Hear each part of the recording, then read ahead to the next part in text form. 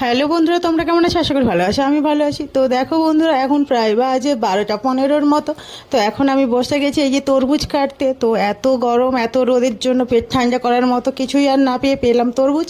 তো দেখো আমি তরমুজ কাটতে বসে গেছি। তরমুজটা এই বড়, তো সেটাই তোমাদের সঙ্গে শেয়ার করছি। দেখো, তো 3টে মানুষ, আর তরমুজটা এত বড় কি করে খাওয়া হবে সেই নিয়ে চিন্তাধারা চলছিল। চলতে চলতে অলরেডি তরমুজটা কেটেও ফেলেছি আর শুরুও করে দিয়েছি খাওয়া। তো দেখো তরমুজটা কীরকম। তো দেখো বন্ধুরা, তরমুজ মানে এতটাই লাল হওয়ার কারণে সবাই বলে তো মেডিসিন দিয়ে পাকানো হয় কি কিনো।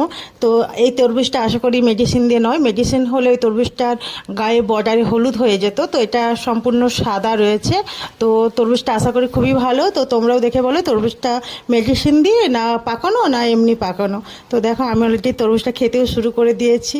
তো তরমুজটা যথারীতি খুবই মিষ্টি আর খুব সুন্দর টেস্ট। তো তোমরাও কে কে তরমুজ খেতে ভালোবাসো অবশ্যই কমেন্ট করে জানাও। আর আমার ব্লগ ভালো লাগে অবশ্যই লাইক কমেন্ট শেয়ার করো। পাশে থেকো, সুস্থ থেকো, তোমরা ভালো থেকো আর ব্লগ দেখতে থাকো। এখন মতো টাটা।